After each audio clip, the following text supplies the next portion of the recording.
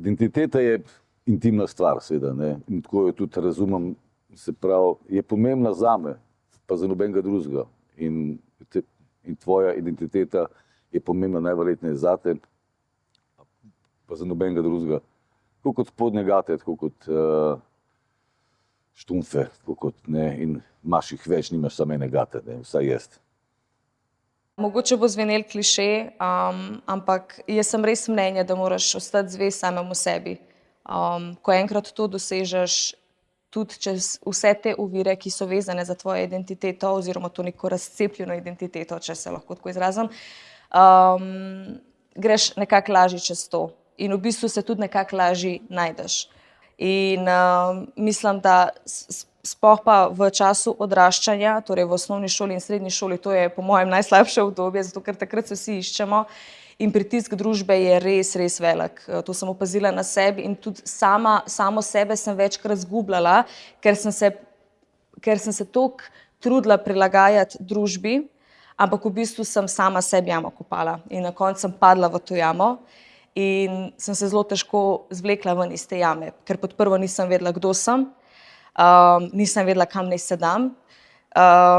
Tudi to, kar sem bila, torej prilagojena družbi, nisem bila kul in potem se malo vprašaš, čak malo, mislim, kje sem zdaj, kaj naj zdaj naredim, a ne? In v teh letih, ko še nisi toliko dozorel in ko nimaš toliko razčiščenih zadev, je to lahko zelo, zelo težko in otroci padejo v depresijo, samomori se dogajajo. Mogoče se to nekomu zdi banalna stvar, meni se v tistem trenutku ni zdela. In v srednji šoli se mi je to sigurno najbolj poznalo, ampak na koncu, ko sem splavala samo zato, ker sem bila pač to, kar sem in sem ostala zvesta sami sebi. Bodi to, kar si. In predvsem ne sramuj se tega, kar so tvoji starši. Zato, ker vsaka narodnost oziroma vsaka država in nacija ima tako lepe kot slabe lastnosti oziroma strani.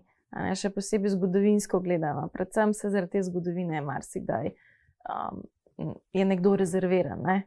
Ali se pa etiketira določena nacija ali narodnost zaradi zgodovine. V vsaki kulturi se lahko veliko lepih stvari najde in naj bojo ponosni na te stvari. Mi nimamo vpliva na to, kaj se nekoč dogaja. Če so bile to vojne, če so bile to ne vem kakšne grde stvari, negativne, mi imamo nič s tem. Si samo, ne vem, potomec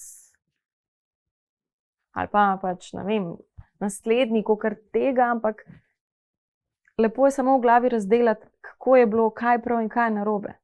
In biti ponosen na lepe stvari. In to poudarjati. In se ne ukvarjati preveč s politiko, ker tam se pol končajo ponavadi lepe stvari.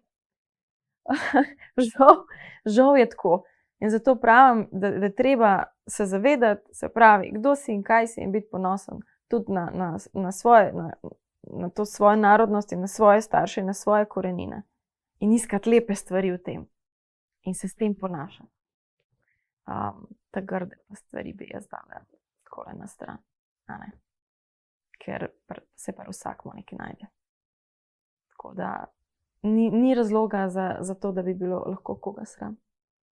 Ja, jaz sem na sebe vedno imel in gledal kot Slovenca. K sreči nisem imel pritiska od staršev, da moram nekaj preveč zbirati, da niti versko, niti nacionalno. Ja, tako da tukaj nisem imel nekaj preveč dilem. Tukaj sem se rodil in tukaj se tudi počutim najboljše. To vsak mora pri sebi razčistiti, ne.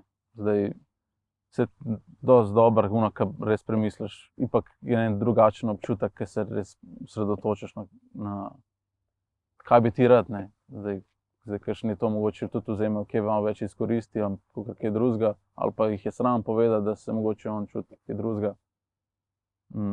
Ampak dosti globok ipak veš, kam spadaš. To enostavno čutiš. Jaz bom zdaj zvenela klišejsko.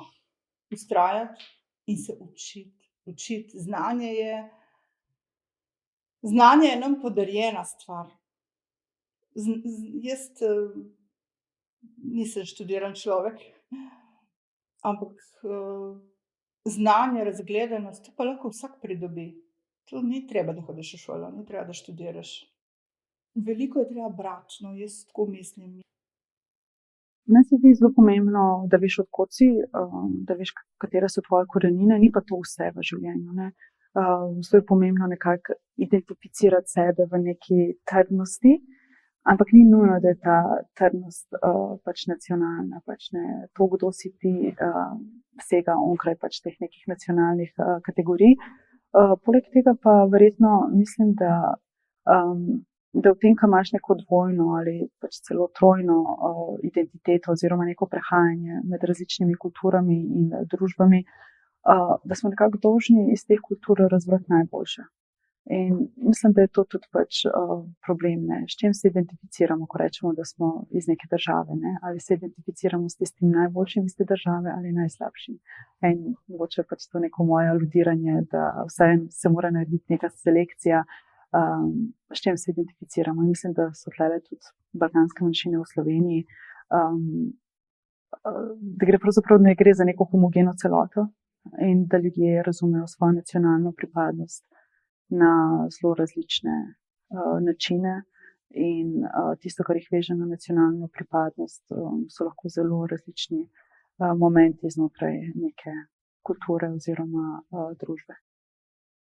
Moje sporočilo vsem, ki nas zaznamuje več identitet, je sledeče.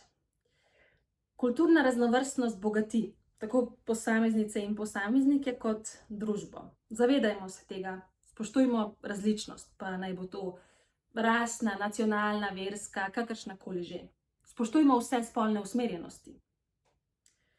Jaz si želim, da ljudje ostanejo oziroma postanejo, če to še niso, pristni, uvidevni, empatični in kulturni, tako pri obnašanju kot v diskurzu. Zavedajmo se vsega bogastva in vse širine življenja, ki nam je bila s temi raznovrstnimi identitetami dana, in to izkoristimo v lasten prid. Nastavimo ogledalo vsem tistim, ki na nas gledajo zviška in ki nam na družbeni lestvici neupravičeno dodeljujejo mesta na dnu. Nastavimo jim to ogledalo tako, da bodimo najboljša različica sebe.